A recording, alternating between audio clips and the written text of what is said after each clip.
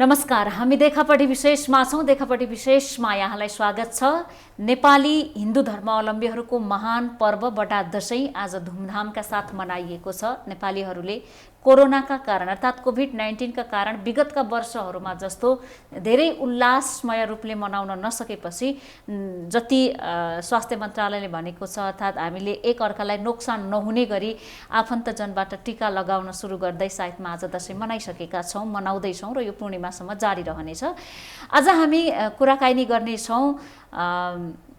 हाम्रो स्टुडियोमा हुनुहुन्छ वरिष्ठ हास्य कलाकार जो यो देशको एउटा प्रतिष्ठित व्यक्तित्व पनि हुनुहुन्छ। नेपाली कला क्षेत्रको बारेमा कुरा गर्ने हो भने मैले उहाँको बारेमा धेरै बोलिरहनु पर्दैन। उहाँ हामी सबैको एउटा अमूल्य गहना हो, राष्ट्रिय कलाकार हो, वरिष्ठ कलाकार हुनुहुन्छ र उहाँको दशैँ बाल्यकालदेखि अहिलेसम्म कसरी मनाउँदै आउनु भएको छ, उहाँका केही व्यक्तिगत कुराहरू साथै कोरोनाको बारेमा चाहिँ उहाँले के भन्नुहुन्छ। यो सङ्क्रमणबाट बच्नका लागि खास गरी महजोडीको उहाँ हुनुहुन्छ हरिवंश आचार्य आफ्नो श्रीमतीसहित कोभिड-19 को यो सङ्क्रमणबाट सङ्क्रमित भइसक्नु भएको छ। उहाँको रिपोर्ट केही दिन अगाडि मात्रै नेगेटिभ आएको थियो। यस्तो अवस्थामा उहाँले एउटा सन्देश पनि दिइराख्नु भएको छ कोभिड-19 बाट कसरी बच्ने भन्ने विषयमा। विशेष गरी हामी हाम्रा चाडपर्वहरूको महत्त्व, यसको राजनीतिक, धार्मिक, सांस्कृतिक महत्त्व र एक आपसमा कसरी बाँच्न सक्छ यिनै कुरामा केन्द्रित रहेर आज हामी कुराकानी गर्नेछौँ। यहाँलाई धेरै स्वागत छ। विजयादशमीको शुभकामना पनि छ। धन्यवाद। विजयादशमीको शुभकामना मेरो तर्फबाट पनि। हजुर, यो फुकाल्छु है। हजुर, हुन्छ। यो लाउँदाखेरि त्यो ग्रिल बनाउन लागेको लाग्छ कि हामीलाई। हुन्छ, फुकाल्नु भयो, हुन्छ। हामी दुवैजनाले मास्क लगाएको छौँ, केही समयलाई हामी सुरक्षित नै हुन्छौँ। मैले शुभकामनासँगै हजुरलाई सोध्न खोजेँ कि बाल्यकालमा चाहिँ यहाँलाई सम्झना भएदेखिको दशैँ कस्तो हुन्थ्यो? जिन्दगीको सबभन्दा रमाइलो क्षण, रमाइलो समय, जिन्दगीको सबभन्दा आनन्द, केही दुःख नभएको, केही पीर नभएको, जता उडी उडी हिँड्ने समय भनेकै बाल्यकाल हो। बाल्यकालमा गरेको जे पनि मिठो लाग्छ। त्यस बेला खाएको खाना पनि मिठो लाग्छ। त्यो बेला खाएको स्वाद अहिलेको स्वादसँग कम्पेयर गरेर हेरिन्छ। अहिले खाएको स्वाद बिर्सिन्छ, त्यो बेलाको स्वाद बिर्सिँदैन। त्यो बेलाको घटनाहरू मलाई भनौँ, म बच्चा बेलामा त्यो खाना खाइसकेपछि लाइन पिर्कामा बसेर खाना खान्थ्यौँ। म खाना खाइसकेपछि मेरो बा खाना खाएर भर्याङमा कुरिरहनुहुन्थ्यो। म खाना खाएर चुटेर हतार पतार यसो बुई चढ्न जान्थेँ। त्यो चुट्दै फुफूहरूले चुटी दिनुहुन्थ्यो। चुट्दाखेरि पनि त्यो खानु खुवाइँदाखेरि यहाँ भात लाग्ने क्या, सिक लाग्ने, स्याउस्याउ लाग्ने। त्यसो यसो चुटेपछि आनन्द लागेको। बुवाले चुठाइदिनु हुन्थ्यो। बुवाले कहिले फुफूहरूले चुठाइदिन्थ्यो। आनन्द लाग्छ क्या। बाल्यकालको जे पनि आनन्द लाग्छ। बाल्यकालको दशैँको सम्झिने क्षणहरू अहिले पनि त्यो रमाइलो बाल्यकालका दशैँहरू मध्ये सम्झिँदाखेरि कुन कुरा चाहिँ तपाईँलाई आनन्द लाग्छ त्यसमध्ये पनि? बाल्यकालको दशैँ नै राम्रो लाग्छ, रमाइलो लाग्छ। बाल्यकालमा त्यो मेरो हजुरबाहरू हुनुहुन्थ्यो, हजुरआमा हुनुहुन्थ्यो। हजुरबाहरू दीक्षा लिनुभएको हुनाले हरेक दिन 1 घन्टा पूजा गर्नुहुन्थ्यो। पुरा 1 घन्टा पूजा गर्नुहुन्थ्यो। दशैँ बेलामा विशेष त्यहाँ त्यो पूजा गरेर पूजा अलि लामो हुन्थ्यो दशैँ बेलामा। त्यो पूजा सकिएर हजुरआमा त्यहाँ पूजा कोठाभित्र ननिस्कुन्जेल के खानु हुने भने हुन्छ, भोग लागेको हुन्छ, कुन बेला सिद्धिरहेको हुन्छ। त्यो डमरू कतिपटक बनाउनु, त्यो गनिरहन्थ्यो कि। अब 5 पटक खानुको लागि। अब 5 पटक बाँकी छ, अब 4 पटक बाँकी छ डमरू। अब 3 पटक, 2 पटक, 1 पटक अब आउनु लाग्यो भने ढोकामा कुरेर पूजा यसो टिका लिएर आउनुहुन्थ्यो। आनन्द लाग्थ्यो। अहिले त हामी माछा मासुका परिकार आफ्नो इच्छा अनुसार खान्छौँ। धेरै त हामी अहिले शाकाहारी पनि छौँ होइन। त्यति बेला चाहिँ तपाईँको खानामा कति लगाव थियो? केही विशेष आशा गर्नुहुन्थ्यो दसैँ आएपछि मिठो खाना पाइन्छ भन्ने लाग्थ्यो? बच्चा बेलामा खाना यस्तो खानु मन लाग्थ्यो, जे पनि खाना पायो भने चाहिँ कसैले खुवाइदियो, खाने भने कि खाने भनिहाल्ने, नै भने नि चलन हुन्थ्यो। त्यो कल्पनै खाने कुरा गरिन्थ्यो कि। त्यो बेला फेरि त्यो अहिले जस्तो अन्डा फालाफाल पाइन्थ्यो। त्यो जन्मदिन आएको बेलामा अन्डा खान पाइने, त्यस्तै पाहुनाहरू आएको बेलामा अन्डा खान पाइने, त्यस्तो हुन्थ्यो पहिला। महँगो होइन, चलनै थिएन, थिएन। अब त अन्डा त फालाफालै भयो, सस्तो पनि भयो। धेरैको बाल्यकाल चाहिँ दक्षिणाको आश गरेको, लुकेर गनेको, अरूले दिन्छन् कि भनेर पनि आश गरेको। यहाँको जीवनमा पनि त्यस्ता क्षणहरू छन्? छ। दक्षिणाहरू बटुलेर जम्मा गरेर राख्ने, अनि त्यो उसमा एउटा भाँडोमा बट्टामा राख्छ भने पैसा, अनि यति हो गन्ने, अनि गनेपछि त्यो हजुरबाले तेरो त्यहाँ पैसा छ होइन, छ ल तेल एक मर्को किनेर जा भने, मेरो पैसा कहाँ भने, तँलाई तिर्दैन नि, तँ जम्मा गरेर राख्न त, त्यो कहिले तेल कहिले जिरा कहिले के किन्नु पठाइरहन्थ्यो होइन। तिर्नुहुन्थ्यो कि तिर्नुहुन्थेन? त्यही कुरा किन्नु पठाउँथ्यो। मेरो यति पैसा भयो, 300 का भयो, मेरो 80 पैसा भयो, 90 पैसा भयो, 1 रुपियाँ 5 पैसा भयो, यस्तै 5 1 2 पैसा हिसाब हुन्थ्यो। अनि सबै हिसाब मेरो पैसा तिरेको होइन हजुरबाले। अनि हजुरबा मेरो पैसा नदिए भएन, मलाई त एकदम चाहियो, पैसा एकदम फुर्तिनी गरेपछि र यहाँ बस, त अहिले कति वर्ष भइस्, यति वर्ष भएँ, तैँले बिहान बेलुका कति खान्छस्, यति खान्छ, त्यो बिहानको पैसा कति पर्छ, बेलुका कति पर्छ, दिनको कति पर्छ, यति पर्छ, तिमी यति वर्षसम्म तिमीले खाएको यति भयो भनेपछि मैले तैँले मलाई तिर्नुपर्छ अझ, कहाँ हुन्छ भनिन्थ्यो। भनेपछि घुमाइ फिराइ हजुरबुवाले पैसा कट्टी गर्नुहुन्थ्यो, दिनुहुन्थेन? तिर्नुहुन्थ्यो, दिनुहुन्थ्यो, ल ल भनेर बढी नै दिनुहुन्थ्यो तिर्न, तर भनेर यति कुरा भनेर जिस्क्यो भने एकदिन मलाई त्यहाँ नगरेसम्म मात्रै जिस्केर नि मजा आउँथ्यो। कतिलाई चाहिँ ससुरालीको पनि त्यस्तो अनुभव हुन्छ होइन, पहिलोपटक दसैँमा जाँदाखेरि यहाँको धर्मपत्नीको पनि अब देहान्त भइसकेको छ, एउटा दुःखद निधन हो। तपाईँको चाहिँ ससुरालीको अनुभव कस्तो छ? दक्षिणा तपाईँले पनि लुकेर गर्नुभएको थियो? मेरो अन्तर्जातीय विवाह, इन्टरकास्ट म्यारेज भएको हुनाले मेरो छुट्टै किसिमको थियो। हजुर। ससुराली नै म कति पछि गएको, पछि जब स्वीकार नगरेको कारण गइदिन्थ्यो, पछि जब स्वीकार गरियो त्यसपछि ससुराली गइन्छ। दक्षिणा अलिक बढी नै दिइन्छ मलाई, अलिक बढी नै दिएको हुन्छ। म त्यो दक्षिणामा त्यति ठुलो भएपछि त बिहे गरेपछि दक्षिणाको के मतलब भयो, दिएको खाम सबै श्रीमतीलाई दिन्थेँ म, उसले लिइरहेको थियो। फलफुल दिएको पनि काँडो हुन्छ, त्यो स्याउ खल्तीमा नटाउने न के रहेछ खल्तीमा राखिदिनु, त्यो सबै ब्यागमा राखिदिनु, श्रीमतीको ब्यागमा राखिदिन्थेँ। एकैचोटि यो दसैँको सानो भन्नुभयो नि यति पैसा यति गर्ने भनेर, एकैचोटि धेरै पैसा चाहिँ यहाँले कहिले कमाउनु भयो त भन्नाले ओहो आफू नपत्याउने गरी हुन्छ नि, अहिले त धेरै सफल भइसक्नु भयो, यहाँ त हामी सबैको उदाहरणीय हो, अनि आफैले नपत्याउने गरी आफ्नो हातमा पैसा कहिले आयो त? त्यो क्षण चाहिँ सम्झाइदिनुहोस् न। पैसाहरू खास आउँदैन थियो होइन, सन्चयको तलब खान्थेँ। पहिला पढाउन जान्थेँ म, त्यो 14 वर्षको उमेरमा हेडमास्टरमा, त्यो बेला त जम्मा महिनाको 75 रुपियाँ आउँथ्यो, एक महिनाको हेडमास्टरको तलब एक महिना 75 आउँथ्यो। 75 पनि मेरो हजुरबाले अब मेरो नाति पनि अब त वर्षको 900 रुपियाँ कमाउनु भयो भनेर मजाले भन्नुहुन्थ्यो। म धेरै नै कमाएँ कि क्या हो, 900 वर्षको 900 भनेर आफूले पनि दङ्गै खुसी लाग्थ्यो। तर अब सधैँ कसमा तलब सानो पोस्टमा खाएको थिएँ, सानै पैसा थियो, लोनसोन लिइन्थ्यो, झन् कम पैसा आउँथ्यो, त्यो पैसा भएन। त्यो आर्ट फिल्डमा लागेँ पनि पैसा आउँदिन्थ्यो, सबैबाट तारिफ पाइन्थ्यो, माया पाइन्थ्यो, टोक्यो कि बोक्यो कि गर्थ्यो त्यसो नेवारी प्रोग्राममा। अझ जब हरिवंश र म दुईजना पार्टनरसिप भएपछि प्रोग्राम गरेपछि पनि आउनुहुन्थ्यो केही समय, पछि आउनु थाल्यो बिस्तारै आउँदाखेरि एउटा लायन्स क्लबको ओली चाहिँ तपाईँलाई धेरै ठाउँमा जानुहुन्छ, गाह्रो छ, हामी पारिश्रमिक पनि दिन्छौँ भन्यो, तपाईँलाई 500 रुपियाँ दिन्छौँ भनेर 500 ढङ्ग गरेर 500 250 बाँडेर लियौँ। त्यसपछि एउटा बाल मन्दिर एउटा एपिएम स्कुलको प्रोग्राम थियो, त्यहाँ 1000 रुपियाँ दियो, 500 बाँडेर लियौँ। जब पाटन जेसीले प्रोग्राम गऱ्यो त्यसपछि तपाईँलाई कति पारिश्रमिक छुट्याएको छ हामीले, त्यो अरू संस्थाले जति दियो त्यति नै दिन्छौँ तपाईँलाई, कति दिएको थियो उहाँ उताबाट भने हामी अनुकरण थियौँ होइन। त्यो 5000 भने उहाँले नि गरे ढाँट्नु भयो, घाँटिनँ, उहाँले भनेको कुरामा हो 5000 भनेन हामी,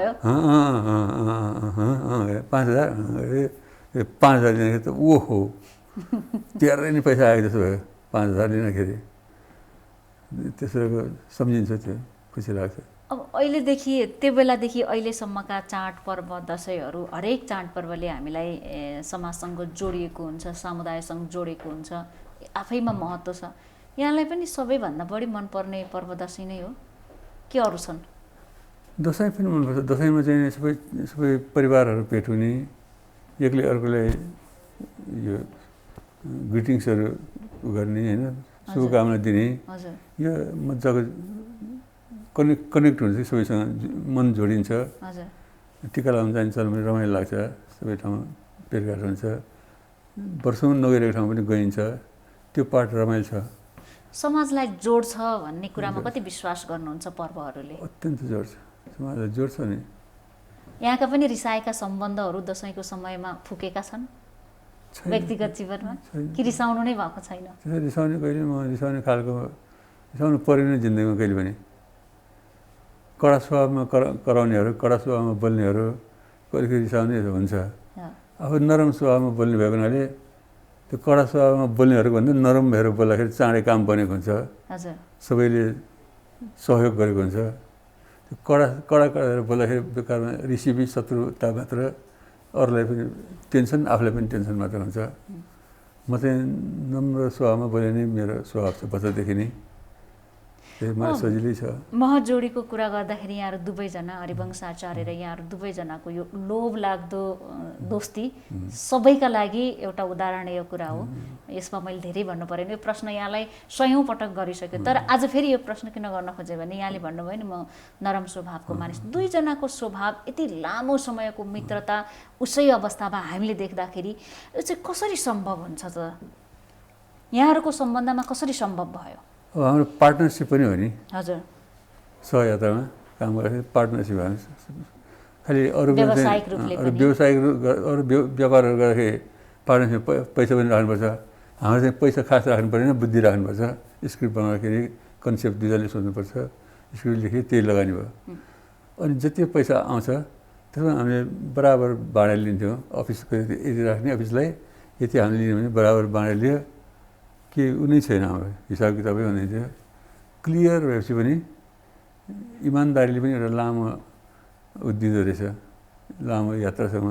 तर दुवैजना इमान्दार हुनु? दुवैजना इमान्दार। हरिवंशले मलाई कहिले एक पैसा ठगेन, मैले पनि कहिले हरिवंशलाई ठग्नु परेन, कहिले लागेन। कहिले लागेन। ईर्ष्यालु बानी हुन्छ नि, मेरै साथीको मेरो भन्दा राम्रो भयो भने म पछाडि हुन्छु कि भन्ने, त्यस्तो कहिल्यै भएन? छैन। अहिलेको जेनेरेसनमा त्यो हुन्छ, नजिकको मानिसदेखि डाहा बढी देखिन्छ। त्यस्तो केही छैन। हरिवंश अलिकति मभन्दा कडा स्वभावको छ। त्यो कडा स्वभावको मलाई फाइदा हुन्छ। मैले नाइ भन्न नसकेको कुराहरू उसले नो भन्छ, मन्दाले त्यो गर्दैन भनेर मलाई छेकिदिन्छ। उसले कराइदिन्छ, उसले कराइदिन्छ, मलाई आनन्द बची, म फेस गर्नु परेन। उसले फेस गरिदिन्छ। उसले परिवारभन्दा बाहिरको कुरा गर्ने भने नजिकको व्यक्तिको? परिवारभन्दा बाहिर? हजुर, परिवारभन्दा बाहिर भनेको अब हरिवंश पनि बाहिरको भन्नै मन लाग्दैन, बाहिरको पनि होइन।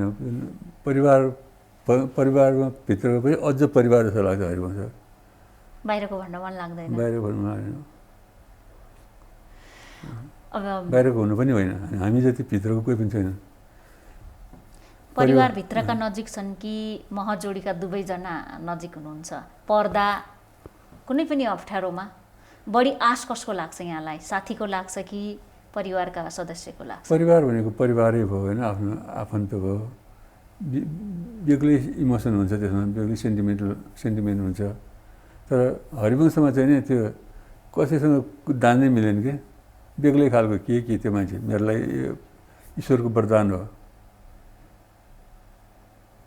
सधैँ यस्तै लाग्छ? सधैँ यस्तै लाग्छ। 40 वर्ष भइसक्यो। अब वैशाख आएपछि अब 5 महिनापछि त 41 वर्ष पुरा हुन्छ। सेलिब्रेसन गर्नुहुन्छ? सेलिब्रेसन हामी भेट्छौँ, बधाई छ, हामी यति वर्ष पुग्यो है भन्छौँ। यसो बितेका दिनहरूको मूल्याङ्कन गर्छौँ। यो राम्रो भयो, यो राम्रो भएन, यो कारणले राम्रो भयो, यो कारणले राम्रो भएन। यसपटक उहाँले एउटा सन्देश पनि दिनुभएको थियो। म सुरुवातमै यो कुरा जोड्नेवाला पनि थिएँ, तर मैले यो निराशाजनक कुराहरूबाट जोड्न खोजिनँ। यहाँको स्वास्थ्यको बारेमा धेरैलाई थाहा छँदैछ। तपाईँको साथीलाई अर्थात् हरिवंश आचार्यज्यूलाई कोरोना पोजिटिभ देखियो, उहाँको श्रीमतीसहित। यहाँको नेगेटिभ आयो, यहाँका लागि त हामी सबै खुसी छौँ। अनि उहाँ चाहिँ अहिले कसरी केयर गरिराख्नु भएको छ? तपाईँलाई उहाँको कति चिन्ता छ? उहाँ चाहिँ कसरी आइसोलेसनमा बस्नु? फोनमा कुरा भइन्छ उसले। त्यो हामी एउटा सुटिङमा थियौँ, निम्बसको सुटिङ थियो एडको। त्यो सुटिङ उसले पोजिटिभ भइसकेको रहेछ त्यो बेलामा। हजुर, हामीलाई थाहा थिएन। हजुर, सबभन्दा नजिकको मान्छे हरिवंशलाई पोजिटिभ भइरहेको भने हामीलाई थाहा थिएन। भनेपछि बाहिर जाँदाखेरि अरू कसलाई भएको थाहै हुँदैन। हजुर, त्यस कारण हरिवंशलाई नै पोजिटिभ भएको कहिले कल्पना नगरेको पोजिटिभ फोन गर्यो, दाइ मेरो टेस्ट गरेको पोजिटिभ आयो बा भनेर भन्दा ल अनि म पनि आइसोलेसनमा बसेँ। म पनि बसेँ। अब त्यो हस्पिटलमा जाने काम छैन, म चुपलाई आइसोलेसनमा बसेँ। आफ्नो गतिविधि, स्वास्थ्यको गतिविधि निहालिरहेँ। सब ठिक छ। त्यति त्यो प्रेसर उता सिम्टम के देखिरहेको छैन, तै पनि बसिरहेँ म। चिन्तित कति हुनुहुन्थ्यो? 1 मिनट जति चिन्ता लाग्यो। त्यो 1 मिनट के को चिन्ता लाग्यो? 1 मिनट चाहिँ छाती पोल्याएको छ, के गर्यो उसले पोजिटिभ आयो, मलाई पनि पोजिटिभ आयो होला भने जस्तो अलिकति एकछिन 1 मिनट जति, 1 मिनटभन्दा 2 मिनट पनि भएन होला, 1 मिनट जति के पाएको थियो। पछि केही हुँदैन मलाई। एउटा पोस्ट आयो यहाँको, मह जोडीको हलाई लाग्यो मलाई लागेन भन्ने कुरा, त्यो किन हो?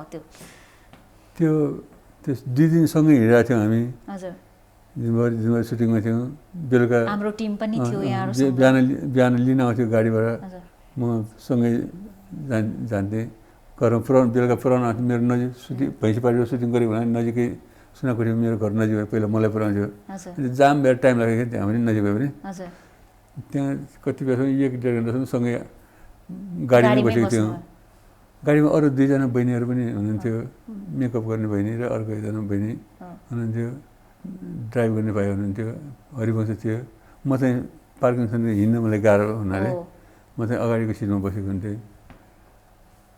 हरिवंशलाई त्यस्तो पोजिटिभ हुँदाखेरि हामी त्यस्तो बेला सँगै बसेको पनि सरेन, कसैले सबैले नेगेटिभ आयो। अचम्म लाग्यो यहाँलाई पनि कोरोना देखेर, यसको चरित्र देखेर? अचम्म भनेको किन सरेन त हामीले? त्यो नजिकै बसेको किन सरेन त भने एउटै कारण छ, मास्क कसैले फुकालेको थिएनौँ।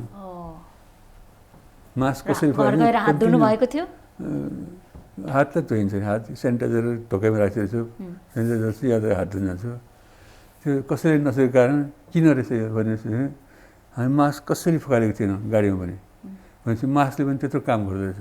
के भन्नुहुन्छ त हाम्रो दर्शकहरूलाई जो मास्क नलगाएर हिँड्नुहुन्छ नि? मास्क लगायो भने बचिन्छ भन्ने अनुभव त यहाँले प्रत्यक्ष गर्नुभयो होइन? उहाँहरूलाई भनिदिनुहोस् न, यहाँले भन्नुभयो भने अलिकति सचेत हुनुहुन्छ कि? होइन, हामी भनिहाल्यौँ। हरिवंश र म सँगै थियौँ, उसले पोजिटिभ भएर थाहा थिएन, सँगै पोजिटिभ भइसकेको रहेछ। हामी सँगै थियौँ, 2 दिनसम्म सँगै गाडीमा सँगै हिँड्यौँ। त्यही पनि मलाई सरेन, हरिवंशलाई पोजिटिभ भएर बस्यो होइन। एउटै कारण थियो, त्यो गाडीमा बस्दाखेरि हामी कसैले मास्क फुकालेको थिएनौँ। मास्क टन्नै लाएकोलाई भनेपछि त्यो मास्क एउटा मात्रले पनि त्यत्रो मेन्टेन गर्दो रहेछ, त्यत्रो बचाउँदो रहेछ हामीलाई। भनेपछि यो मास्क लाउने, भ्याक्सिन पत्ता नलाउनुको लागि मास्क लाउने, साबुन पानीले हात धुने र सोसियल डिस्टेन्स मेन्टेन गर्ने, अलिकति डिस्टेन्स मेन्टेन गर्ने, यो 3टा नै काफी प्रिभेन्टिभ रोग लाग्नुभन्दा पहिलेको रोग लाग्न नदिनु विषयहरू रहेछन्। त्यसैले सबैले मेन्टेन गरिदिनु होला, त्यसबाट बच्न सकिन्छ भन्ने लाग्छ। अब दसैँ मनायौँ हामीले। म यहाँको श्रीमतीको केमोदिने क्रममा मेडिसिटीमै यहाँको इन्टरभ्यू लिन गएको थिएँ। यहाँले त्यो सेवा गरेको देखेर यहाँ बाहिरी मात्रै होइन, घरभित्र परिवारका लागि पनि कति महत्त्वपूर्ण समय दिइराख्नु भएको छ भन्ने कुरा एकदमै राम्रो सकारात्मक सोच्न सकिन्थ्यो यहाँलाई त्यहाँ देखेर पनि। आज उहाँ अब दुःखद निधन भइसकेको छ, यहाँ हुनुहुन्न, कति मिस गर्नुहुन्छ उहाँलाई यस्तो चाडपर्व आउँदाखेरि? धेरै मिस गर्छु। अधुरो लाग्छ? अधुरै छु जस्तो लाग्छ? एकदम लाग्छ, एकदम लाग्छ। 2.5 वर्ष भइसक्यो, अझै पनि म सम्झेँ कि कसैले कुरा उठाइदियो कि मेरो स्वर भाँसिन्छ, मकमकिन्छु म। भनेपछि कति मिस भएको होला त्यो। श्रीमान श्रीमती भन्ने के रहेछ त त्यसो हो भने? कसरी बुझ्नु भएको छ? रेकर्डेड हो। हजुर, श्रीमान श्रीमती भनेको अब दुई ज्यान एक प्राण भनेर पनि भनिन्छ नि होइन, त्यस्तै हो। श्रीमान श्रीमती भनेको एकले एक अर्काको भर, एक अर्काको भर, एक अर्काको डर, एक अर्काको घर भनेर डर भर घर सबै छ। एक अर्कालाई गर्ने टेक केयर। र श्रीमान श्रीमती भनेको घरको ज्यान रहेछ जस्तो लाग्छ मलाई।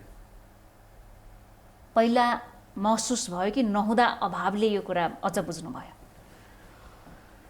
नहुँदाखेरि अझ बढी बुझ्यो। श्रीमती भनेको घरको ज्यान रहेछ। घर श्रीमती हुन्छ घर जीवन्त हुन्थ्यो। घर जीवन्त, घरमा जीवन छ जस्तो, घर आउन मन लाग्ने। घरमा जीवन जस्तो बाल्यकालको जीवनमा आनन्द हुन्छ नि, रमाइलो। श्रीमती हुँदाखेरि घर जीवन्त हुन्थ्यो। घरमा आउँदाखेरि घरलाई भेटिन्थ्यो, भरलाई भेटिन्थ्यो। अब न घर न भर जस्तो बेला बेलामा जिल्लो पर्ने। पहिला मेरो श्रीमती हुँदाखेरि पनि आफूलाई क्यान्सर भइरहेको थियो होइन, क्यान्सर भइरहेको थियो। उसले ढोका जान्छ, ढोका खोलेर यसो हेर्छ, ढोका यसो त्यो लिभिङ मेरो बेडरुममा यसो हेर्छ, काटहरू हुन्छ। ओहो म भएन भने तपाईँ यस्तो एक्लै हुन्छ हेर, के गरी बस्ने होला भनेर उसले कल्पना गर्थ्यो कि पढ्नु पनि हुन्थ्यो। आफू रहँदैन भने उसलाई थाहा थियो।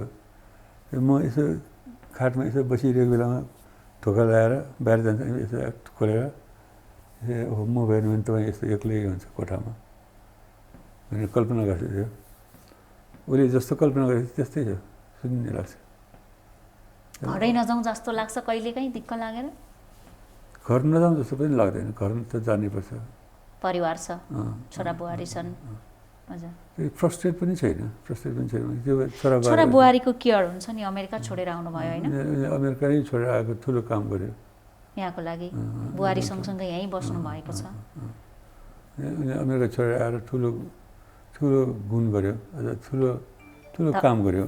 सबै तिनीहरूले अमेरिका छोडेर आउँदाखेरि मम्मी बिरामी हुन्छ, अब हामी नेपाल जान्छौँ भने आउँदाखेरि सबैले ओहो कस्तो ठुलो डिसिजन गर्यो, राम्रो गर्यो भनेर। तर त्यो राम्रो गर्यो भन्नेहरूले आफूले चाहिँ कार्यान्वयन गर्न सकेन, आफू चाहिँ जान सकेन। आफू चाहिँ छोडेर आउन सकेन। उसले चाहिँ प्रशंसा गर्यो तर आफू चाहिँ जान सकेन। गाह्रो छ नि। आफ्नो श्रीमतीलाई नै सम्झेर अब कतिपय समय त यहाँको व्यस्तताले समय दिन नसक्नु भएको होला, भविष्यलाई पनि केही कुराहरू यो पछि गरौँला भनेर राख्नु भएको होला। अहिले मिस हुने कुरा, मैले यस्तो गर्न सकिनँ, त्यस्तो गर्न सकिनँ, ताकि जो सँगसँगै हुनुहुन्छ सँगै हुँदा उहाँहरूले यी कामहरू गरून् भन्नका लागि मेरो प्रश्न। यहाँलाई चित्त दुखाउने आशय होइन, त्यो चाहिँ के लाग्छ यहाँलाई? ठिक छ, एकदम त्यसैमा भन्दाखेरि विशेष त्यो केयर हुन्थ्यो कि मलाई। हजुर, केयर हुन्थ्यो। स्ट्रगलको टाइममा पनि उसले राम्रो सहयोग पाएँ मैले, उसबाट स्ट्रगल फिल हुँदैन थियो।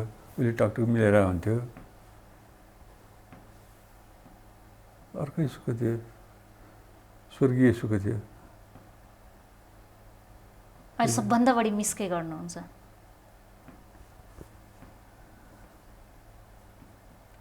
यसो बाहिरबाट घर जाँदाखेरि त्यो बरन्डामा बसिरहेको थियो नि, त्यो बरन्डा मिस हुन्छ मलाई एकदम खाली देख्दा। यो कुरा नगर्नु, म माफी पनि मदन चाहन्छु। त रुन्छ रहेछ भनेर होइन, त्यो होइन, त्यो तपाईँको बडाप्पन भन्छन् नि, राम्रो कुरा हो। कसैले आफ्नो लाइफ पार्टनर, सबैको यस्तै सद्भाव हुन्छ। मेरो आशय पनि यहाँको चित्त दुखाउने थिएन, तर एउटा अब अरूको पनि रुचिको त्यो मास्क लगाएर ठिकै छ। थाहा छ मलाई, यहाँ रोइराख्नु भएको छ, सुरुवातदेखि नै मेरो प्रश्नदेखि नै रोइराख्नु भएको छ। अब त्यस बाहेक पनि जीवनमा त जे गयो त्यो त जान्छ नै, हामी फिर्ता लिन सक्दैनौँ। परिवारलाई चाहिँ कसरी रमाइलो वातावरणमा राख्ने त, भएका सदस्यहरू चाहिँ कसरी रमाइराख्नु भएको छ अहिले? त्यो पनि अर्को पाटो रहेछ। छोरी बुहारीहरू नाति सबै रमाइलो छन्। हजुर, छोराले हँसाइरहन्छ, बातै पछि कुरै सेन्टेन्स पछि हँसाइरहन्छ। छोरी त्यस्तै छ, बुहारीले त्यसरी रमाइलो गरिरहेको हुन्छ घरमा। म पनि अलिक कम छैन, रमाइलो हुन्छ घरमा। छोरी दिनको एकचोटि फोनमा कुरा भइरहेको हुन्छ, अमेरिकामा छ। हालसालै एउटा गीत पनि उसको त्यो गीतकै बारेमा प्रश्न गर्नेवाला थिएँ। त्यो गीतको 2 लाइन सुनाइदिनुहोस् न। त्यो गीत चाहिँ मैले लेखेँ किनभने त्यो पहिला एकचोटि एक ठाउँमा गएर आएको हामी, त्यो हाम्रो लामो गल्ली छ होइन, घरबाट तोइदार गएर लामो गल्ली थियो। त्यहाँबाट त्यो लास्टमा पुगेपछि यसो बरन्डामा बसेर नि यसो फर्केर जाऊ यसो हात हलाउने है भने गरिरहेको हामीले मेरो श्रीमती खाना खाएर ल म गएँ है अफिसमा गएँ म चाहिँ बरन्डामा बसेर उसले फर्केर हेरेर म हात हलाउँछ बाई बाई गर्छु भने यहाँले चाहिँ त्यो बरन्डाबाट गरेको कुरिरहेको म चाहिँ लुरु लुरु लुरु लुरु कुइँ कुइँ कुइँ कुइँ गरेर अहिले हेर्ला कि अहिले हेरेर ए सिट गयो अनि मनमा लाग्यो के हो एकतर्फी माया छ बाबा मेरो आफू चाहिँ कस्तो के अरे यसो हात बाई बाई गर्छु ऊ चाहिँ एक व्यवस्था गरेर गयो भने एकतर्फी माया छ बाबा भनेर मनमा कस्तो लाग्यो अनि फेरि त्यसो भने एकतर्फी माया भन्ने शब्द त गीतलाई राम्रो हुन्छ जस्तो लाग्यो एकदम यङ पिपुलको जस्तो भर्खरकै मानिस टिनेजरको जस्तो एक्टिङ पनि गर्नुभएको छ धेरैले रुचाएका पनि छन् त्यसको बेस्ट लाइन यहाँलाई जुन चाहिँ राम्रो लाग्यो नि आफैलाई मन छुन्छ त्यो भनिदिनुहोस् न त्यसै मैले चाहिँ त्यसरी साधारण घटनामा मैले लेखेको तर म गीत लेख्दाखेरि गहिराइमा जानु खोज्नु बानी छ मेरो गीत त्यो सिलसिला नभइकन गीत बनाउँदैन कुनै विषय नभइकन प्लट हुन्छ मनलाई छोएपछि मनलाई चाहिँ एउटा प्लट हुन्छ कि एउटा मैले त्यो एकतर्फी मायालाई पनि यसरी भने एकतर्फी माया नहो मेरो दिल टुट्यो त टुट्यो आफ्नै बेहोसीको घाउ हो यो दुख्नु थियो दुख्यो खोलाको तनमा नदीतिर नदी भने सागरतिर असफल मायाको गीत सुनाउँदै झर्दैछ खोला झरनातिर कुनै कुनै माया यस्तै हुन्छ जो मेरो जीवनमा जुट्यो दिल टुट्यो त टुट्यो हिजो आज बिछोडको गीत मिठो लाग्न थाल्यो हिजो आज बिछोडको गीत मिठो लाग्न थाल्यो तन र मन सँगै होइन अलग अलग हिँड्न थाल्यो एउटा साथी भेटेको थिएँ बिच बाटोमै छुट्यो दिल टुट्यो त टुट्यो भनेर कहाँ सारा घरमा लेख्दाखेरि त अर्कै भयो अर्कै भने त्यो त्यसै थियो घरमा अनि छोरी अमेरिकाबाट आएको छोरीको स्वर पनि राम्रो छ छोरीको स्वर दिनुभएको छ अनि ल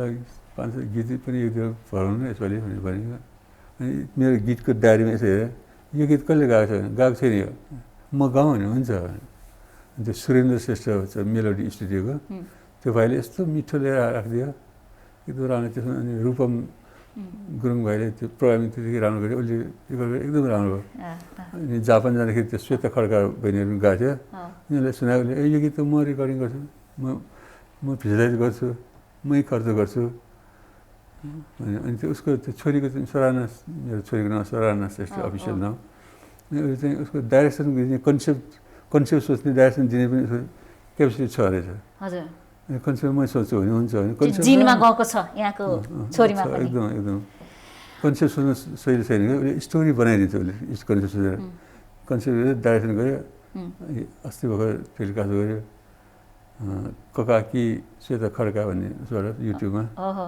त्यसो गरेको छ राम्रो भएको छ त्यो रिच भिजुलाइज भएको छ एउटा यहाँको मैले पनि त्यो सेयर गरेको थिएँ टिकटकमा एउटा यहाँको भिडियो सुन्तला छोडाको भन्ने एकदमै रकिङ टाइपको थियो कि सबैले कि तपाईँ त पार्किन्सन्सको बिरामी हुनुहुन्छ होइन स्वाभाविक रूपमा हिँड्न अलिकति गाह्रै हुन्छ यहाँलाई त्यस्तो एनर्जी कहाँबाट आयो त्यो त एकदमै राम्रो सन्देश दियो त्यो भिडियोले धेरै भाइरल पनि भयो खासमा त्यो कसरी सुट भएको हो त्यो टिकटक यसो हेरेको त्यो गीतमा के गीतको शब्द बिर्सियो त्यो अलिक फटाफट नाच्ने टाइपको थियो फटाफट एकदम फास्ट नाच्ने त्यो गौरी मलाई नाचिरहेको देखेको राम्रो लाग्यो अनि म गरेको अनि छोरीले ट्याकेर ए रमाइलो राम्रो देखाएको ड्याडी फेरि गर्नु खिच्यो भने खिच्यो राम्रो छ भने स्लोबाट पनि एउटा गर्छु भने थाहा पाउनु भएको थियो यसरी भाइरल भएको छ भनेर थिएन म त्यो टिकटकमा केही मजा आउँदैन भनेर वास्तै गरेको थिइनँ वास्तै गरेको थिइनँ उसले अनि छोरीले समयअनुसारको उसको युटिलाइज गर्नुपर्छ समयअनुसारको टेक्नोलोजीसँग सँगै हिँड्नुपर्छ राख्नु दिन्छ भने अनुसार राखेको भाइरलै भएछ त्यो त भाइरल पनि यति भयो बिबिसीले फोन गरेको रमाइलो आयो मलाई सबभन्दा सबैको मनमा त्यो म चाहिँ स्लो हिँड्न गाह्रो छ नि मलाई फटाफट हिँड्न सक्छु यहाँबाट सिधै अप्ठ्यारो ठाउँमा हिँड्न सक्दिनँ म खुट्टै चल्दैन खुट्टाले दिमागले यो खुट्टा दायाँ खुट्टा चलाउँछु बायाँ खुट्टा चलाउँछु यसो गरेर हिँड्नुपर्छ त्यसो भएको मान्छे हिँड्नै नसक्ने देखेर मान्छे फर्केर नाच्दाखेरि त ए बजियालाई त केही भएर हिँड्छ भने जस्तो गरेँ डाक्टर पनि चकित हुनुभयो यहाँको सोध्नुभयो होला सबै जहाँ पनि त्यो कुरा गर्न थाल्यो आफूलाई खुसी चाहिँ कसरी राख्नुहुन्छ त? हुन त यहाँहरूले जीवनको 40 वर्ष औपचारिक रूपमा हामी सबैलाई हँसाउनु भयो। यहाँहरूका आफ्नै पीडा छन्, यहाँहरूका दुवैजनाका धेरै पीडा छन्, सबैका आम मानिसका जस्ता। तर हँसाउने कला चाहिँ अहिलेसम्म तपाईँमा त्यतिकै छ, झन्झन अब स्वाभाविक रूपमा म्याच्योर हुने नै भयो त्यो कुरा। अनि त्यसको चाहिँ मेन के कुरा मान्नुहुन्छ त? खै मलाई हास्य कलाकार भनेर भन्छन् है। हास्य कलाकार भनेको खास मलाई चित्त बुझेको हुँदैन। हास्य कलाकार म होइन भन्ने लाग्छ मलाई। म हास्य कलाकार पनि होइन, कला क्षेत्रमा लागेको मान्छे हुँ। यो तपाईँको फेरि ठुलो हृदयले भनेको कुरा हो। तर तपाईँले हँसाएर कैयन मानिसहरूले आफ्नो जीवनमा केही क्षणिक पीडाहरू पनि बिर्सेर खुसी भएका छन्। मैले जे फिल गरेको छु त्यो मात्र भनेको। कुनै बढाइ चढाइ घुमाएर आफूलाई ठुलो बनाउन, साहित्य गर्न, त्यो के पनि छैन। म साहित्य कलाकारिताको क्षेत्रमा हिँडेको मान्छे हुँ। म पूर्ण कलाकार पनि होइन, म पूर्ण तपाईँको कलाकार पनि होइन। हास्य कलाकार त हुँदै होइन। म त रुन्चे स्वभावको। रोइहाल्नुहुन्छ? कसैको दर्शकले त हाँसेकै धेरै देख्नुहुन्छ। कसैको दुःखदेखि मन खुरक भइहाल्छ, आँसु आँखा गएर भइहाल्छ होइन। हजुर, त्यस्तो स्वभावको मान्छे। अब बोल्दाखेरि हाँसेको हुन्छ, हाँसेको ठिकै छ। यहाँले आफू नहँसाई यहाँले भन्नुभयो नि म त रुन्चे मान्छे हो भनेर। यहाँले कहिलेकाहीँ धेरै जस्तो रुन्चे अनुहारमै अरूलाई हँसाउनुहुन्छ कि? त्यो जे गरे पनि हाँस्ने रमाइलो छ त्यो। कति मानिसहरू कला क्षेत्रमा असफल भए, फ्रस्ट्रेट भए। हाम्रै कुरा गर्ने हो भने छिमेकी मित्र राष्ट्रदेखि यहाँसम्म हेर्ने हो भने धेरैले आत्महत्या पनि गर्छन् कला क्षेत्रमै सफल नभएको कारणले। तपाईँले सफलतालाई कसरी हेर्नुहुन्छ? र जो छिटै असफल भएर आफूलाई चाहिँ फेलियर सम्झिनुहुन्छ, डिप्रेसनमा जानुहुन्छ कला क्षेत्रमा, उहाँहरूलाई चाहिँ के भन्नुहुन्छ त?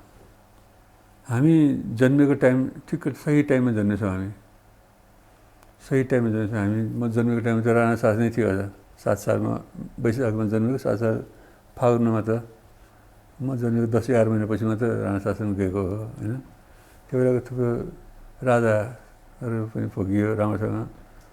त्रिभुवनको त सब लग्दाखेरि, सब यात्रा गर्दाखेरि म हेर्न गएको थिएँ। मलाई फुपूले बोकेर ल्याएको सम्झना छ। किङ महेन्द्रको शासनकाल पनि त्यो बेला राम्रो लागेको छ मलाई। त्यो बेला मजा लाग्थ्यो, आनन्द, रमाइलो लाग्थ्यो। पछि अब त्यति चाहिँ अब राम्रै पनि छ कि डेभलप पनि नहुने त्यस्तो खालको पनि भयो। अहिले जस्तो भाँडबल चाहिँ छैन। डेमोक्रेसी ल्याउनुपर्छ भनेर हामी मोटिभेट भयौँ। डेमोक्रेसीहरू पनि लाग्यो, डेमोक्रेसी आयो। तर त्योभन्दा पनि धेरै स्थिति बिग्रियो। हुन त त्यो बेलामा मिडियाहरू कन्ट्रोलमा गर्थ्यो, कहाँ के भयो थाहा हुँदैन थियो। अहिले चाहिँ मिडिया एकदम सशक्त भएको छ। जहाँ गए पनि भिजुलाइजै आएको हुन्छ, भिजुलाइजै देखाइदिएको हुन्छ होइन।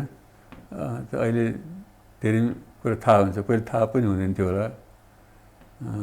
अहिले देशको स्थिति बिग्रेको छ।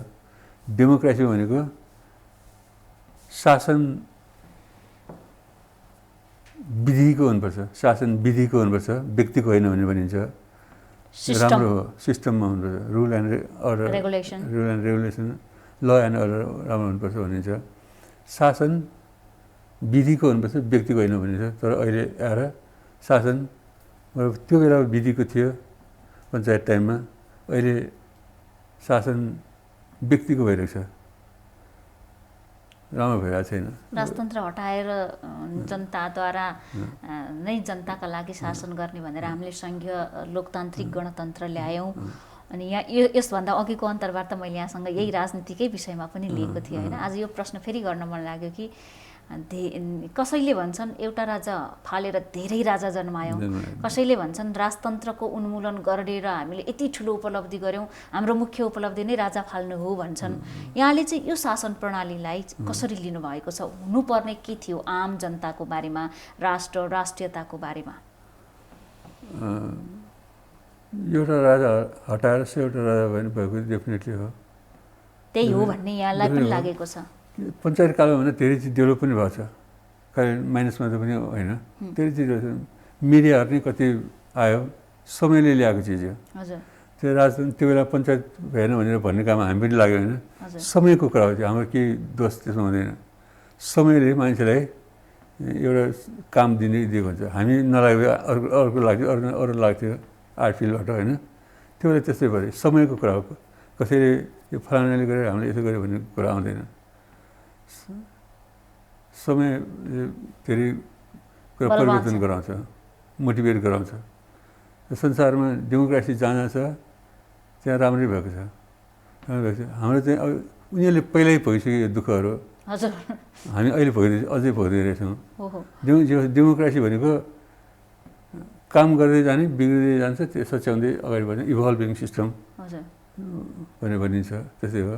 उनीहरू विदेशीहरू पहिला भइसक्यो, उनीहरू काट्टा मारे हुन्थ्यो उनीहरू पनि कयौँ विदेशहरूमा पनि। यसो हेरेर सोबर, अहिले हेरेर सोबर ज्ञानी विद्वान पढाइ देखिन्छ होइन। त्यो बेला तिनीहरू हिंसाको काममा लागेको थियो, हिंसाको उसमा थियो। अब उनीहरू पहिल्यै भयो, हामी अझै भोगिँदैछौँ।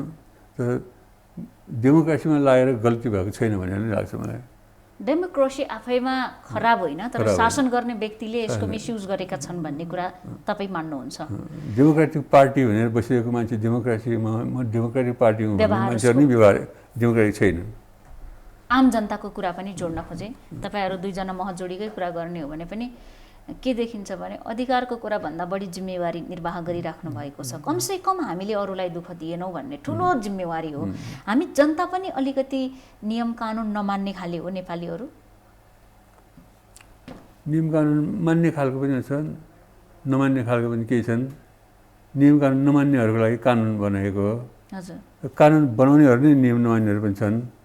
जसले बनायो ऊ पहिला मान्दैन भने ऊ कार्यान्वयन किन हुन्छ त भन्ने कुरा पनि होला। यहाँ त संसारका धेरै राष्ट्र घुमिसक्नु भयो होइन। मैले त्यो प्रश्न गरे पनि नगरे पनि सबैलाई थाहा भएकै कुरा। तर एउटा गीत पनि छ, धरतीको स्वर्ग कहीँ छ भने यही हो नेपाल भन्ने। जो पनि जहाँ गएर आउँछ फर्केपछि एउटा आशय चाहिँ के हुन्छ भनाइ भने नेपालमा धेरै कुरा छ, यो स्वर्ग बनाउन सकिन्छ। अन्तरआत्मादेखि भन्ने हो भने तपाईँ पनि त्यो मान्नुहुन्छ कि हामी यो भावुक भएर भन्छौँ? सुन्दर देश हो हाम्रो देश, एकदम राम्रो। एकचोटि हाम्रो एउटा फिल्मको सुटिङ, टेलिभिजन सुटिङको लागि त्यो धम्पुसमा गएका थियौँ। हजुर, धम्पुसमा एकजना विदेशी महिला लट्ठी टेक्दै त्यो ट्रेकिङमा आइरहेको थियो। हजुर, अनि मैले हेलो हाई गरेँ, उनी पनि हाई गरेँ। वेयर आर यु फ्रम भनेर सोधेँ। I'm from United state America. अनि मैले उसलाई सोधेँ how do you, I have been to America. I have also been to America several times. How is America? Very developed country, very nice country. Do you like America? Yes, I like America. You like our country, and we like your country. यसको आकर्षण छ हामीसँग भएको कुरा। डाँडा पाखा हेर्दा त्यो नर्मल लागेको मात्र हो। त्यो डाँडा उनीहरूको डाँडा पाखा ठाउँमा चाहिँ एउटा पार्किङ बसाएर पसल राखेर टोयलेट राखेर सिटहरू बसेर त्यहाँ बसेको हुन्छ। एकदम कतिवटा राम्रो ठाउँ देखाउनुहुन्छ। त्यस्तो राम्रो ठाउँ कति छ यहाँ। यहाँ पनि त्यो कुरा मान्नुहुन्छ कि नेपाल विश्वको एउटा उत्कृष्ट देश, सुन्दर देशमा पर्छ भनेर? किनकि यहाँको धेरै राष्ट्र घुमेको अनुभव छ, त्यो कारणले पनि मैले यो प्रश्न जोडेँ। हेल्थ मेन्टेन गरिराख्नु भएको छ होइन? अघि टिकटककै कुरा गरिहालेँ मैले। दिनमा यहाँको खानपान, शारीरिक व्यायाम कति हुन्छ? डाइटिसियनले भनेको खानुहुन्छ कि कसरी चाहिँ यहाँको दैनिकी कसरी बितेको छ? हिजो आज इन्टरमिडिएन्ट फास्टिङ पनि गरिरहेको छु मैले। हजुर, बेलुका हल्का खाना खाएर अनि 16 घन्टा नखाने। यो अहिले 16 घन्टे फास्टिङको कुरा छ। यमनदेखिको छोराबारी चाहिँ 16 घन्टा मेन्टेन गर्छन् सधैँ। म चाहिँ 14 घन्टा हुन्छ। म चाहिँ खाली पेटमा खानु नहुने औषधि खानुपर्ने है। हजुर, म चाहिँ 8 बजे चाहिँ के हल्का ब्रेकफास्ट खाएको हुन्छ, त्यहाँ तोडेको हुन्छ। र यो लकडाउनदेखिको यो अहिलेसम्म 22 किलो घटेछ वेटै। ओहो, यहाँको 3 जनाको गरेर बराबर सबैलाई एकमुष्ट जोड्नु भएको छ। लकडाउनमा छोरा बुहारी र यहाँको 22 किलो सिंगल भन्दा सबभन्दा बढी बुहारीले घटाए वेट। हजुर, छोराको मेरो पनि ठिकै घटेको छ। लकडाउनमा फाइदै भयो। राम्रो रहेछ। पहिला मानिसहरू बढी खान्थे, पाहुना जाँदाखेरि पनि हामी सुन्छौँ ससुराली जाँदा पनि धेरै खान्थे अरे मिठो पायो भने। अहिलेका मानिसहरूसँग सबै छ, सुविधा पुगेको छ। अब धेरै त छैनन्, कति मानिस त अझै पनि खानाको लागि धेरै सङ्घर्ष गरिरहेका छन्। तर अब मानिसहरू यो डाइटिङ भन्छौँ नि हामी, फास्टिङ बस्ने, यो नखाने, अलि मेन्टेन गर्ने भन्छन्। पहिला मोटोघाटो देख्यो भने खानदानी परिवारको हो भनेर भन्थ्यो, अहिले चाहिँ स्लिम देख्यो भने त्यस्तो भन्छौँ। अनि यसलाई चाहिँ कसरी बुझ्नु भएको छ त? खासमा खाने कति हो त यहाँको विचारमा? यहाँलाई व्यक्तिगत रूपमा के लाग्छ? धेरै खान नपर्ने रहेछ शरीरलाई। उसले त्यो शरीर भने एउटा मिसिनको रूपमा सोच्यो भने मिसिनलाई उसले धान्न सक्ने मात्र खाए पुग्ने रहेछ, बढी कोच्नु नहुने रहेछ। कोच्दाखेरि उसलाई त्यो पचाउनलाई उसले त्यो सिस्टममा गाह्रो हुन्छ। हजुर, ठिक्क मात्र खायो भने रहेछ। एकपल्ट हामी 1990मा त्यो बेला धेरै धेरै खाने बानी थियो होइन। 1999 फर्स्ट टाइम अमेरिका जाँदाखेरि एउटा डक्टरको घरमा बसेको थियौँ, पाहुना भएर त्यहाँ बसेको थियौँ। अनि खाना खाने बेला हामीले भात एकदम पस्यौँ है। जसले खाने बेला कति कति भात लिएको तपाईँले थियो, त्यति खानु पर्दैन, म डक्टर हेर्नुहोस्, यो यति यसमा यति क्यालोरी हुन्छ, यसमा यति क्यालोरी हुन्छ, यति खाए पुग्छ, यति खानु पर्दैन भने एकदम हाँसेर पनि। जसले खानुभयो कति कति लिनुभयो भने कस्तो भयो त्यसमा त्यो त्यहाँबाट पनि सिक्नुभयो। खानाको मजा बेग्लै हुन्थ्यो कि, खानाको आनन्द आउने। थालभरि भात पस्केर यो पहाडलाई तराई बनाइदिने भनेर खाइन्थ्यो, त्यो बेलाको बेग्लै थियो। उमेरमा खाएको पनि बेग्लै, पहाडलाई तराई बनाइदिन्छु भनेर पहाड जत्रो थुप्रो लगाएको भात खानु गम खाइन्थ्यो। त्यो बेलाको आनन्द मजा बेग्लै थियो। पाचन शक्ति पनि थियो होला स्वाभाविक रूपमा। अब नखानेखेरिको मजा पनि बेग्लै छ, आनन्द।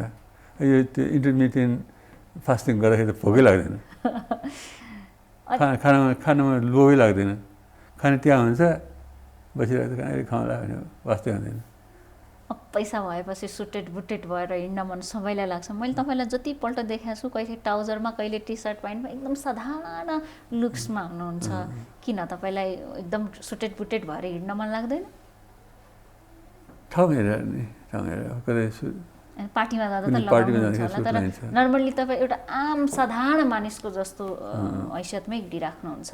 यसलाई कसरी बुझ्नु भएको? गर्मीमा पनि टाई सुट लगाएर हिँड्ने बानी छैन मेरो, सहेर। के भन्नु, सरलता भन्छन् नि, सिम्पलिसिटी भन्छन् नि, यसलाई चाहिँ कति महत्त्व दिनुहुन्छ आफ्नो जीवनमा? सरलता नै सबभन्दा सजिलो जस्तो लाग्छ मलाई। त्यो बढी आफ्नो क्यापेसिटीभन्दा बढी आफूले के गर्नु खोज्यो भने आफूले गाह्रो भन्छ मेन्टेन गर्न। त्यस्तो होस् पेसन भनेको जसले आफूलाई मेन्टेन गर्न सजिलो होस्, त्यसैमा ठिक छ।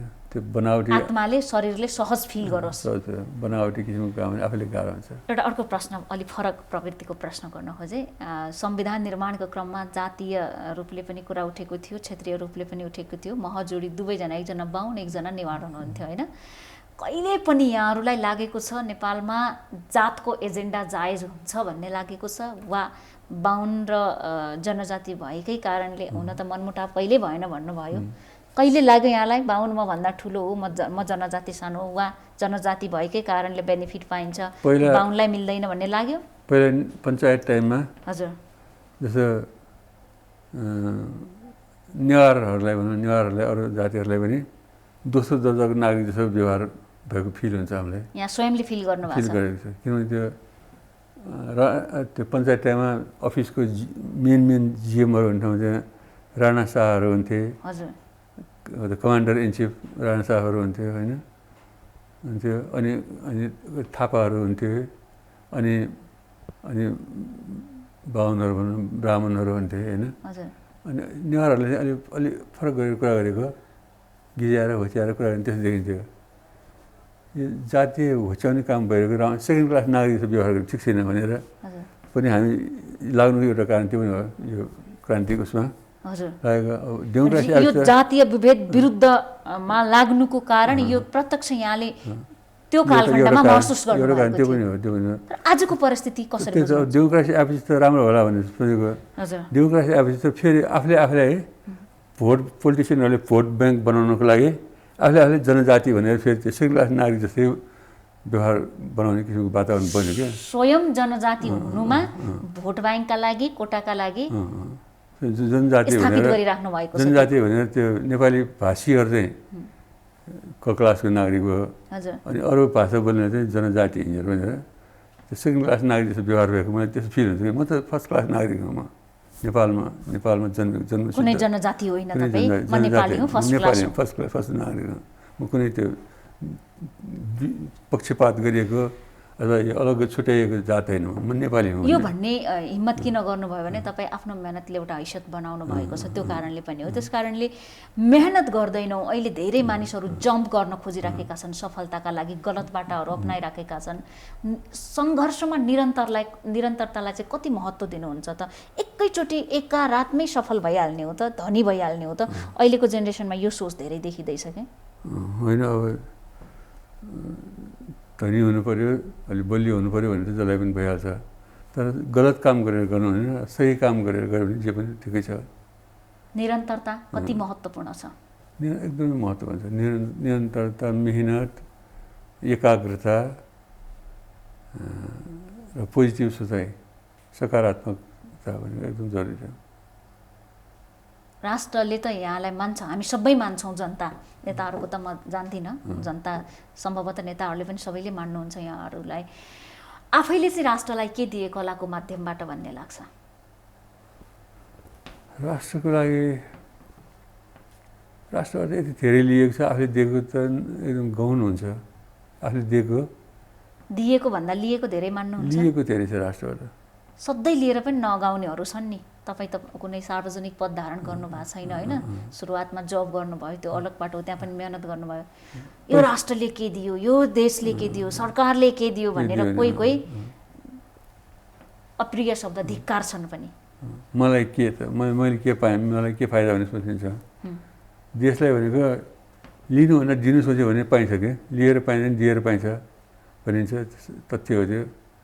लिनु मात्र खोज्यो भने केही पनि पाइँदैन। अब अहिलेको यो डेमोक्रेसी आइसकेपछिको पोलिटिसियनहरूमा चाहिँ खालि लिनु मात्र, बिहानदेखि नै बेलुकासम्म कहाँबाट कता लिउँ, कता लिउँ, चाहे त्यो नैतिकता होस् अनैतिक होस् केही मतलब छैन, लिन पायो भने त्यस्तो देखिन्छ कि। हजुर, जुन राम्रो होइन त्यो, जसले गर्दा त्यो देश पछाडि धकेलिएको छ।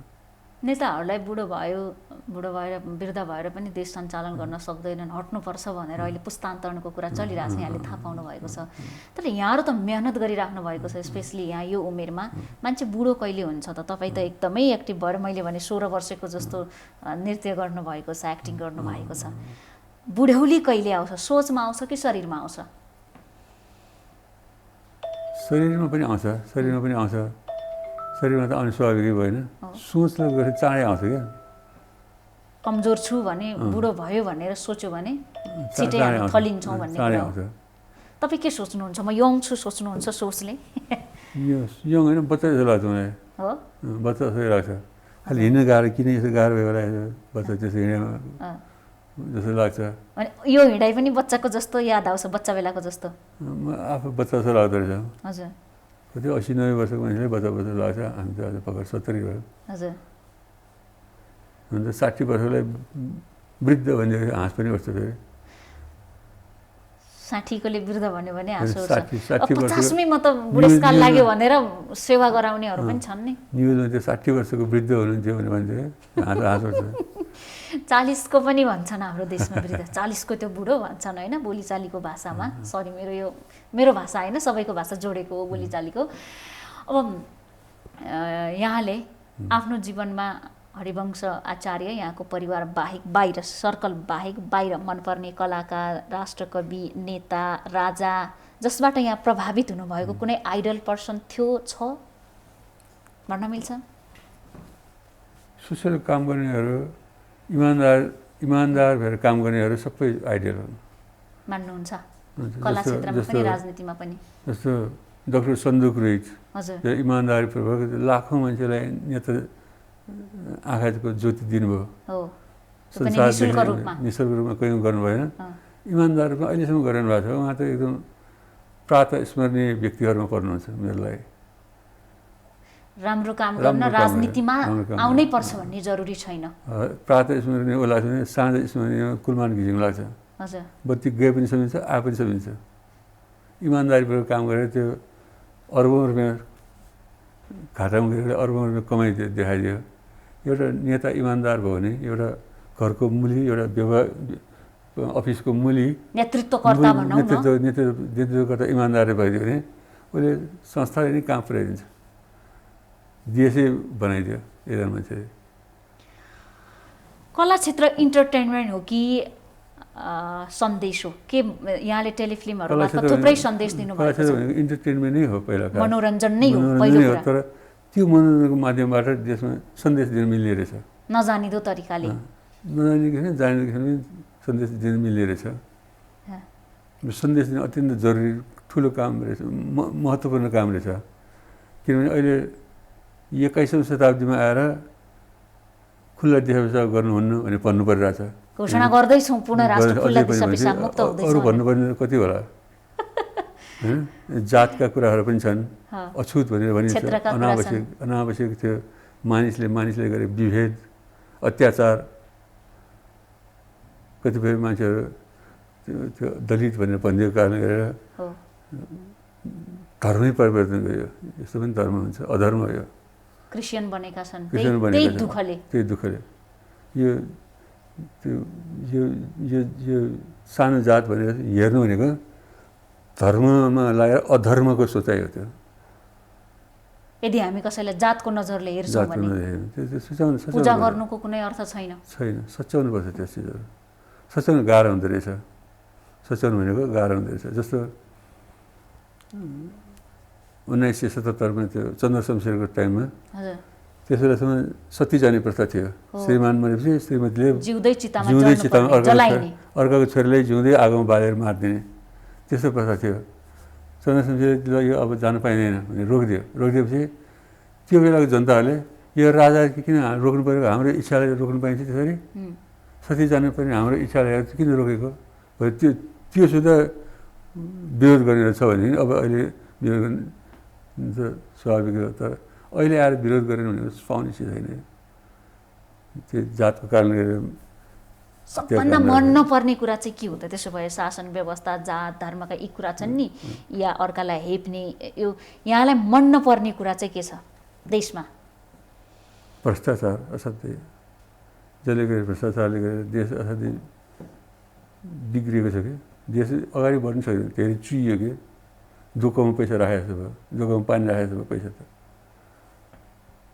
जति खन्याए पनि पाल ठुला छन्। भ्रष्टाचार, अशिक्षा पनि गाह्रो चिज, अशिक्षा हटाउनुपर्छ। डेमोक्रेसी भनेको शिक्षित जनताहरूले उपभोग गर्ने व्यवस्था हो, शासन प्रणाली हो। त्यस कारण सबै मान्छे शिक्षित हुनुपर्छ। सबै मान्छेले बाँच्न सुविधा पाउनुपर्छ। औषधि उपचारको कुराहरू सहज हुनुपर्छ। घाँस बाँस कबासको बन्दोबस्त हुनुपर्छ। त्यही त भने यो त संविधानले भनेको छ, कार्यान्वयन नगराइदिएर मात्रै हामीले पाइरहेका छैनौँ होइन। के भन्नुहुन्छ त?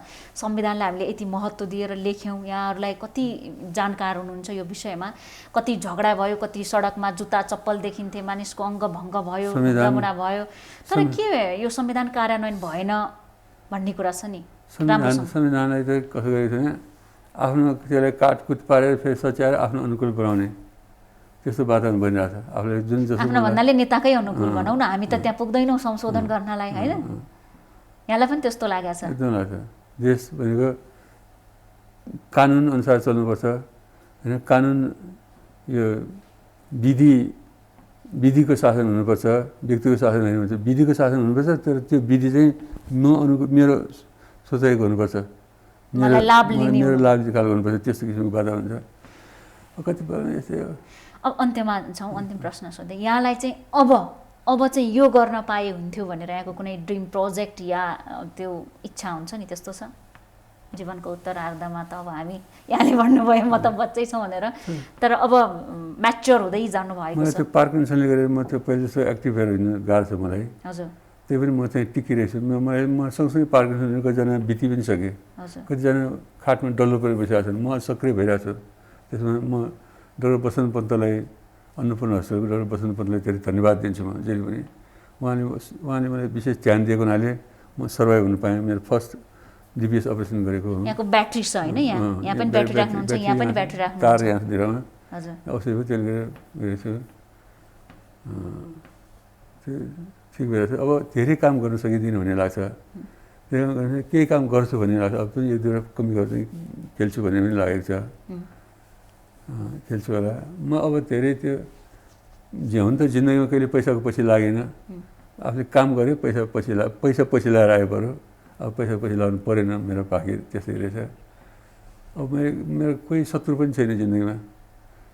एकदिनसँग त्यो चित्त नबुझेको थियो, तिमीलाई मैले आफैले फोन गरेर तिमीसँग केही रिसिभ छैन है भयो, त्यो पञ्चन गर्न आऊ भनेर एकजना त्यसो भनिदिएको थियो। कतै ऋण पनि छैन, कतै शत्रु पनि छैन। शत्रु त छ, आफ्नो रोग रोग शत्रु छ। पार्किन्सन शत्रु हो मेरो, होइन, क्यान्सर शत्रु हो, रोगहरू शत्रु हुन्। मानिसहरू सबै छ। अब के आनन्दको जिन्दगी बाँचिरहेको छु यहाँ, मलाई केही झन्झट छैन। यति नै गर्न पाएँ भन्ने अधुरो खासै केही लागेको छैन, थप्न पाए हुन्थ्यो भन्ने मात्रै। अधुरो त जति गर्ने सिक्दैन। अर्को जुनी पाउँछ भयो भने अर्को जुनीमा पनि सिक्दैन, अधुरै हुन्छ। इच्छा आकाङ्क्षाहरू गर्नुपर्ने कामहरू तर गर्दै जानुपर्छ निरन्तरता। अब एउटा प्रश्न, जिन्दगीलाई के बुझ्नुभयो त आजसम्म आइपुग्दा? जिन्दगी भनेको अब जन्मेदेखि नमरेसम्मको अवधि हो, है। त्यसमा उतार चढाव जे पनि आउँछ, सुख दुःख आउँछ। त्यसमा लोभ लालच सबै, काम क्रोध लोभ मोह अहङ्कार यसरी सबै चिज आउँछ। त्यो चिजमा यो ठिक छ यो ठिक छैन भनेर आफूले गरेर छुट्याएर काम गर्नुपर्छ। कानुनले गर्न हुन्न भन्ने कुरा, धर्मले हुनु भनेको कुरा, आत्माले गर्न हुन्न भन्ने कुरामा सतर्क हुनुपर्छ। त्यसो भने सुख हुन्छ। साथीभाइ परिवार असाध्यै आफ्नो नजिक हुन्छ। सबैको मन जित्न सक्नु भने अझ राम्रो हुन्छ। अन्त्यमा छौँ, अन्त्यमा आफै केही सन्देश दिन मन लागेको छ? कोरोनाको बारेमा, देश परिस्थितिको बारेमा, शासन प्रणालीको बारेमा, भ्रष्टाचारको बारेमा भन्नुभयो, केही भन्न मन लागेको छ? सबै भनिसके। अब कोरोनाकै अहिले छ। हजुर। आज त हामीले आज एउटा दुईवटा इन्जेक्सन लिएर आयौँ हामीले। हजुर। एउटा चाहिँ एन्टी निमोनिया, हजुर, त्यो खोप हुँदो रहेछ। त्यो खोप चाहिँ लिएपछि जिन्दगीभर निमोनिया नहुने। हजुर। यो निमोनिया हुन सक्ने समस्या हुन्छ कोभिड कोरोनाले। मेरो फोक्सो कमजोर हुने, फोक्सो बलियो भने निमोनिया नहुने इन्जेक्सनले भ्याक्सिन लिएर आएको थियो आज। त्यो बन्दोबस्त गरेको थियो।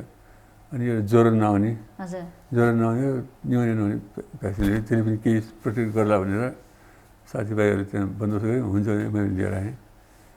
अब त्यही हो, आफू शरीरलाई ध्यान दिने।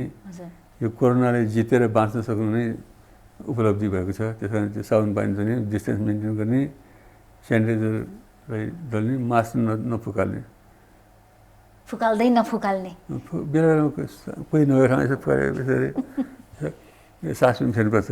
किनभने त्यो धेरै लाकुले गर्दाखेरि फोक्सोलाई गाह्रो हुन्छ, कार्बन डाइअक्साइड जम्मा हुन्छ, फिर्ता जान्छ, फोक्सोलाई गाह्रो हुन्छ। अनि त्यो आयुर्वेदिक यसो गुर्जोको उमालेर पानी खाने पनि भनिन्छ, होइन? त्यो पनि खानु ठिक छ। त्यो पनि धेरै खानु, धेरै खायो भने त्यो पनि किडनीमा असर पर्ने रहेछ। तितो हुन्छ, तितो चिजले कुनैले पनि किडनीमा असर पर्छ। त्यो धेरै खानु नहुने रहेछ। त्यो पनि एक दुई चिज मात्रै खाने। बेसार पानी पनि राम्रो गर्दो रहेछ। बेसार पानी पनि धेरै बेसार राख्नु नहुने रहेछ। बेसारले त्यो एन्टिबायोटिकलाई त्यो पचाइदिन्छ, एन्टिबायोटिक नचुने हुन्छ अरे। त्यो पनि ठिकको मात्रै गर्ने, जे पनि ठिक, धेरै नै ठिक गर्ने, त्यो राम्रो हुन्छ। यो कोरोना सङ्क्रमणको बिचमा पनि समय दिनुभयो, कुरा गरिदिनु भयो, धेरै धेरै धन्यवाद यहाँलाई। धन्यवाद सबैलाई, धन्यवाद, नमस्ते, धन्यवाद। विजयादशमीको शुभकामना। यहाँलाई सहित सबै हाम्रा दर्शकहरूलाई शुभकामना। हामी देखापट्टि विशेषमा थियौँ, कुराकानी गरिरहेका थियौँ वरिष्ठ कलाकार मदन कृष्ण श्रेष्ठसँग। उहाँका केही व्यक्तिगत कुरा र केही समसामयिक विषयमा पनि केन्द्रित रहेर आज देखापट्टि विशेषमा उहाँसँग कुराकानी गऱ्यौँ। देखापट्टि विशेषबाट हामी सबै बिदा चाहन्छौँ। भोलि नयाँ पात्रका साथ उपस्थित हुनेछौँ।